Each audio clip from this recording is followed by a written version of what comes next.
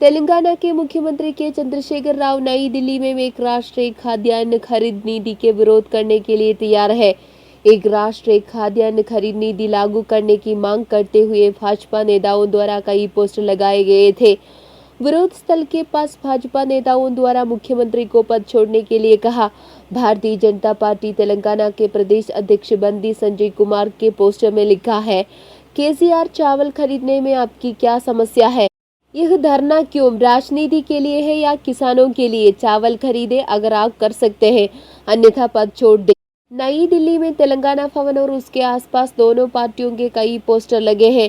तेलंगाना राष्ट्र समिति एक राष्ट्रीय खाद्यान्न खरीद नीति की अपनी मांग को एक राष्ट्रव्यापी मुद्दा बनाते हुए पार्टी अध्यक्ष और तेलंगाना प्रमुख के नेतृत्व में केंद्र के खिलाफ अब तक का सबसे बड़ा विरोध प्रदर्शन करने के लिए तैयार है। विरोध में पार्टी के कार्यकारी अध्यक्ष और मंत्री के.टी. रामराव, मंत्री, संसद, विधायक और एमएलए सहित टीआरएस के कई बड़े लोग शामिल होंगे।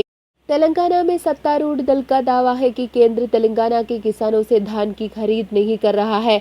हाल ही में टीआरएस कार्यकर्ताओं ने देश में समान खरीद नीति अपनी मांग को दबाने के लिए तेलंगाना में 4 राष्ट्रीय राजमार्गों को अवरुद्ध कर दिया था।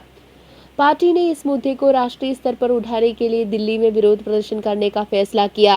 केंद्रीय उपभोक्ता मामले, खाद्य और सार्वजनिक वितरण मंत्री पीयूष गोयल ने तेलंगाना के किसानों को आश्वासन दिया कि विभिन्न राज्यों के किसानों के बीच कोई भेदभाव नहीं है और कहा कि तेलंगाना में कुछ राजनेता राज्य में किसानों को गुमराह कर रहे हैं। तेलंगाना सरकार राज्य में उत्पादित पूरे धान की खरीद के लिए केंद्र पर दबाव बना रही है।